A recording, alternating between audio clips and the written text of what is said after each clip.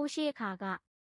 မြမင်းအေယာဝတီရဲ့ကျယ်ဝန်းလာတဲ့ရေအလင်းကျောမှာဝါဖောင်တစ်ခုတငိမ့်ငိမ့်မျောလာခဲ့လေရဲ့အဲ့ဒီဝါဖောင်ပေါ်မှာမျက်စိနှစ်ကွင်းစလုံးလုံးဝမမြင်ကြရရှာတဲ့မျက်မမြင်ညီနောင်နှစ်ယောက်ပဲပါခဲ့တဲ့သူတို့ဟာဘယ်စီကိုသွားပြီးဘာလုပ်ကြမယ်ရဲ့လို့ရေရေရာရာရည်ရွယ်ချက်နဲ့ခရီးထွက်လာကြတာတော့မဟုတ်ဘူးတဲ့မြင်ညီရာမျက်နှာရာရှာပြီးဘဝတစ်ကိုဖန်တီးကြဖို့တော့စိတ်ထဲမှာကြုံဝါပြီးအားတစ်ထားကြတယ်ဆိုကိုအဲ့ဒါကြောင့်လဲသူတို့ရဲဖောင်ပေါ်မှာတလကိုသတင်းစားနိုင်တောင်းနိုင်အောင်စားရည်ရိတ်ခါတွေလု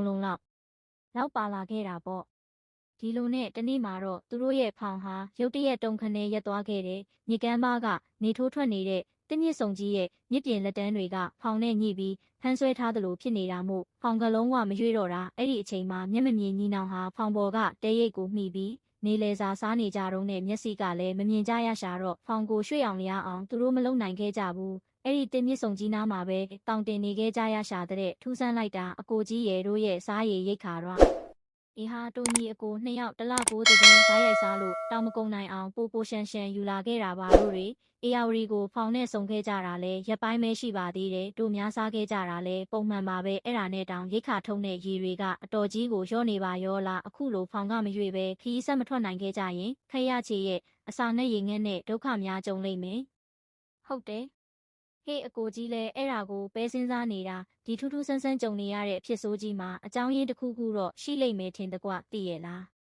ညီလေးဖောင်ကမရွေခရီးကမရွေနိုင်ရိတ်ခါကနေရီကနေလာတော့ရှေ့ရေးအတွက်တွေးပြီးတမျိုးစီစဉ်ကြရတော့တာပေါ့ညီနောင်နှစ်ယောက်ဟာသူတို့ရဲ့လက်ကျန်ရိတ်ခါထုတ်တွေကိုလက်နဲ့ပိုက်ပြီးတေးသေးချာချာစောင့်ရှောက်ကြဖို့နဲ့သူတို့ဖောင်ပေါ်မှာတခုခုအမှားယွင်းရှိနေခဲ့ရင်လေအဲ့ဒီအမှားဟာဘာလဲဆိုတာကိုသိအောင်လုပ်ကြဖို့ဆုံးဖြတ်ထားကြတဲ့တနေ့သူတို့ညီကိုအစာစားနေကြတော့မှသူတို့ရဲ့လက်တွေကသူတို့တခါမှမသိခဲ့ဘူးတဲ့လက်တစုံကိုထိမိတိုက်မိကြတဲ့သူတို့ဟာကြိုတင်တိုင်ပင်ထားခဲ့ကြတဲ့အတိုင်းဘယ်ညာလက်တစ်ဖက်စီကိုအလွတ်မပေးစတမ်းဖမ်းဆွဲထားလိုက်ကြတော့တယ်။ဘသူလဲဟဲ့။ကိုင်းမိဘီမှန်မှန်ပြောစမ်းမင်းကဘသူလဲအမှန်တိုင်းမပြောရင်တော့ခေါင်းနဲ့ကိုအိုးစားကွဲရစီဟဲ့။နောင်ကြီးဖြစ်တဲ့အကိုကသူ့လက်ထဲမှာတန်လျက်ကြီးဆွဲပြီးချင်းချင်းမောင်းမောင်းခြောက်ဆန်းလိုက်တဲ့အိုအကြမျိုးပြကစနမှုခိဘလူးမပါအရှင်စာလောင်မှုတိတ်လုံးလို့အရှင်တို့ရဲ့အစားအစာတွေကိုခိုးယူစားမိတာပါအကြမျိုးပြအသားကြကိုချမ်းသာပေးပါအရှင်အသက်ရှင်ခွင့်ရခဲ့ရင်အရှင်တို့ရဲ့အစေပါအဖြစ်နဲ့လုပ်ကျွေးပြုစုပါမယ်အရှင်ဟုတ်လိုက်လေကွယ်ဘလူးမရဲလားဟုတ်စာကိုင်းဒီလိုဆိုတစိတ်မေးစမ်းပါရစေဦးမင်းရဲ့အစွမ်းနဲ့ကျုပ်တို့ညီနောင်ရဲ့မျက်စိကိုပြန်မြင်ရအောင်ကုပေးနိုင်ပါလားအကြမျိုးပြစူးစမ်းကြည့်ပါမယ်အရှင်မျက်မမြင်ညီနောင်ဟာဘလူးမော့ကိုယုံကြည်ကိုးစားသွားတော့တာပေါ့ဘလူးမော့ကိုဖမ်းချုပ်ထားတဲ့သူတို့ရဲ့လက်တွေကိုလွှတ်လိုက်ကြတယ်ဘလူးမော့ကတစ်ပင်ငုံမှာညှိနေတဲ့ဖောင်ကိုလွတ်အောင်လဲလုပ်ပေးတယ်ပြီးတော့အေယာဝတီကိုစုံပြီးမျောလာတဲ့ဖောင်ပေါ်မှာဘလူးမော့ကလည်းအတူလိုက်လာခဲ့တဲ့ဘလူးမဟာသူ့ရဲ့အသက်သခင်မျက်မမြင်ညီနောင်ကိုပြုစုလုပ်ကြွေးရင်းမျက်စိပြန်မြင်အောင်လဲဆေးကုပေးတဲ့အေယာဝတီမြစ်ကြီးရဲ့ကမ်းဘေးဝဲရာကတောတောင်စုံမြိုင်တွေမှာကောင်းပေးဆိုတဲ့ဆေးမြစ်ဆေးဥတွေကိုတခုတ်တရရှာဖွေပြီးကြကြနနကုသပေးတာပေါ့ဆေးကလည်းစွမ်းဘလူးမရဲ့စေတနာကလည်းကြီးမှုမျက်မမြင်ညီနောင်ဟာမျက်စိနှစ်ကွင်းအလင်းပြန်ရခဲ့ပြီးအရာရာတိုင်းကိုသူတို့မြင်ခဲ့တယ်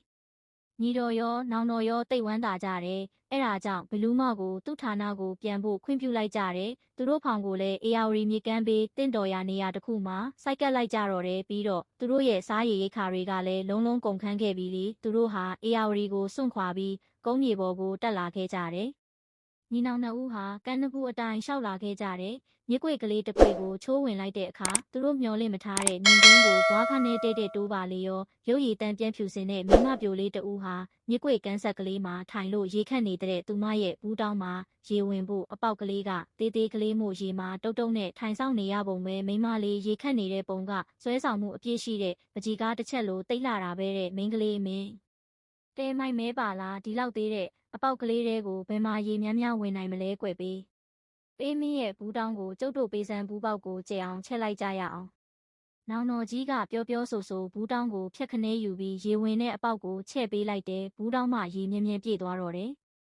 မိန်းကလေးဟာခါတိုင်းထက်အချိန်များကြီးစောပြီးရေပြည့်သွားတဲ့အတွက်တူလာရလန်းအတိုင်းပျော်ရွှင်စွာပြန်သွားတယ်ညီနောင်နှစ်ဦးကလည်းမိန်းကလေးနောက်ကိုခြေရာခံပြီးလိုက်သွားခဲ့ကြတဲ့ဒါကြောင့်မိန်းကလေးဟာရတိကျောင်းသင်ခန်းတစ်ခုမှာနေနေတာကိုအံ့ဩတကြီးသိလိုက်ရတယ်ညီနောင်နှစ်ဦးလည်းကျောင်းသင်ခန်းမှာရှိနေတဲ့ရတိကြီးကိုဂါရဝပြုကြရတာပေါ့တကားတို့ကဘသူတွေတုံးဘဲကလာကြတာတုံးမိဘတွေကဘသူတွေတုံး တင်းပဖျားတပည့်တော်တို့ဟာအမွာညီအကိုများဖြစ်ပါတယ်ဖျားတကောင်းနေပြီးတော်ကြီးရဲ့ဧကရစ်ဘရင်သားတော်များပါဖျားတပည့်တော်ကမဟာတဘောဝပါဟောတာကညီတော်စုလတဘောဝပါဖျား။အော်ဘရင်သားတွေကဘယ်နဲ့ကြောင့်ကိုတိုင်းကိုပြည်ကိုပြစ်ပြီးထွက်လာခဲ့ကြရတာတော့မှန်ပမွေးရပါမျက်မမြင်ဖြစ်ဖွားမြင်လာတဲ့တပည့်တော်တို့အမွာညီအကိုရဲ့အဖြစ်ဆိုးကြောင့်ရာဇံတွေမဲ့အရှက်ရခဲ့တဲ့ခမဲတော်ဘရင်ကြီးကတက်စေအမိန့်ချမှတ်ခဲ့ပါတယ်ဖျားတို့ပါတော်ညာမိခင်မိဖျားကြီးကတိတ်တဆိတ်ကျွေးမွေးပြုစုထားခဲ့ပြီးအရွယ်ရောက်လာတော့မှအေယာဝတီတဲကိုဖောင်နဲ့မျောလိုက်တာပါဟောဒီတန်လျက်ကိုလည်းမဟာစီမဟာသွေးရဲ့တက်တေအဖြစ်ထည့်ပေးလိုက်ပါသေးရဲ့ဖျား။အိုးဖျားဖျားဖျားရတနာ၃ပါးရဲ့တကူတော်ပေပဲဘလောက်စမ်းထွေတဲ့ကြုံကြိုက်တိုက်ဆိုင်မှုလဲကွယ်ကြည်စမ်းပါအောင်ရတဲ့ကြီးကဝမ်းသာအားရပြောသားတဲ့ဘာလို့လဲဆိုတော့တကောင်းပြည်ဘရင်ကြီးရဲ့မိဖုရားကြီးဟာသူ့ရဲ့ညီမဖြစ်နေတာကိုအဲ့ဒီတော့မင်းသားညီနောင်ဟာသူ့ရဲ့တူရင်းတွေဖြစ်နေပြီပေါ့။ကိုင်းကွယ်မေးစမ်းပိုင်ရစေဦးမင်းတို့အခုမျက်စိလဲပြန်မြင်ရပြီဆိုတော့တကောင်းပြည်ကိုပြန်ဖို့စဉ်းစားထားကြသလား။တင်းပတကောင်းပြည်နဲ့ကုသိုလ်ဆက်ကဖြတ်ခဲ့ပါပြီဖះနောက်ကျောင်းပြန်မလှဲ့တော့ပါဖះ။ဟဲဒါဆိုလောလောဆယ်ဟောဒီကျောင်းသင်ခန်းမှာပဲတင့်တော်သလိုနေကြပေဦးတင်းပဖျားသူကလေးကဘေဒါရီတဲ့ကွဲ့မိမဲဖမဲကလေးငါကပဲကောက်ယူမွေးစားထားတာမိန်းကလေးကလည်းဖြစ်နေပြန်အရွယ်ကလည်းရောက်လာပြန်ဆိုတော့ကျောင်းသင်ခန်းမှာအမြဲတစေရှိနေဖို့မသိတဲ့အတွက်တနေ့လုံးရေခက်ရင်းအချိန်ကုန်သွားအောင်ဘူးတောင်းရဲ့အပေါက်ကိုတေးသေးလေးဖောက်ထားပေးတာဘူးတောင်းဟာရေတောက်တောက်နဲ့မပြေတော့သူလဲကျောင်းစီချက်ချင်းပြန်မလာနိုင်တော့ဘူးပေါ့ဟုတ်စားမှန်ပါဖျားအ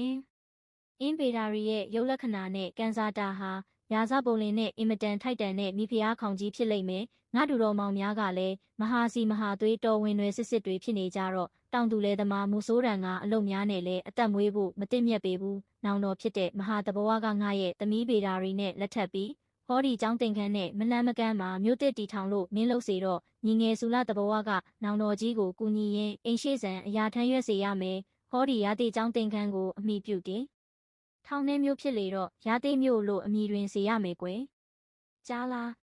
အဲ့ဒီလိုနဲ့တကောင်းပြည်ကြီးကတဖြည်းဖြည်းနဲ့မေးမိန်သွားတဲ့အချိန်မြမပြည်မြေလက်ပိုင်းအေယာဝတီမြေကမ်းနဘူးမှာတရေခစ်တရာလို့ခေါ်တဲ့မင်းနေပြည်တော်ကြီးတစ်ခုခန်းခန်းနာနာကြီးပေါ်လာခဲ့တဲ့အဲ့ဒီမှာပြူလူမျိုးစုတွေနေထိုင်ခဲ့ကြတယ်တီရီခစ်တရာပြည်ကြီးဟာကြီးကျယ်ခမ်းနားပြီးကျွယ်ဝချမ်းသာတဲ့မင်းနေပြည်တော်ကြီးအဖြစ်ရာစုနှစ်ပေါင်းများစွာတည်ရှိခဲ့တဲ့လွန်ခဲ့တဲ့နှစ်1000ကျော်လောက်ကပြူမျိုးပျက်စီးသွားခဲ့ကအဲ့ဒီကပြူလူမျိုးတွေအေယာဝတီမြစ်အောက်ပိုင်းဆင်းလာကြပြီးပကံမှာဗမာဆိုတဲ့လူမျိုးတစ်မျိုးဟုတ်ညာညာတီထွန်းလာခဲ့တာဒီကနေ့အထိပဲဖြစ်ပါတယ်ခင်ဗျစိတ်ထားဖြူစင်မျက်နှိုးပွေကောင်းပြီးပျော်ပျော်ရွှင်ရွှင်နေတတ်ကြတဲ့ဗမာတို့ရဲ့ပကံကိုအဖြူရောင်ပန်းပွင့်တိုင်းပြည်လို့တင်စားခေါ်ဝေါ်ခဲ့ကြတဲ့နောက်ရှင်အယဟန်ယဟန္တာမြတ်ကြီးကပကံကိုဗုဒ္ဓသာသနာပြန်ပွားထွန်းလင်းအောင်ပြုစုပြောထောင်တဲ့အခါအဝါရောင်ဓမ္မတိုင်းပြည်အဖြစ်သတ်မှတ်ခဲ့ကြပြန်တဲ့မိတ်ဆွေတို့ဘ ഹു တုတရစေရန်မျက်မမြင်နီနောင်တမိုင်းတန်နာကြီးအားကျွန်တော်ရဲ့ channel လေးမှာတင်ဆက်ပေးလိုက်ပါတယ်ဗျအားလုံးကိုစိတ်နှစ်ဖြာကျမ်းမာကြပါစေ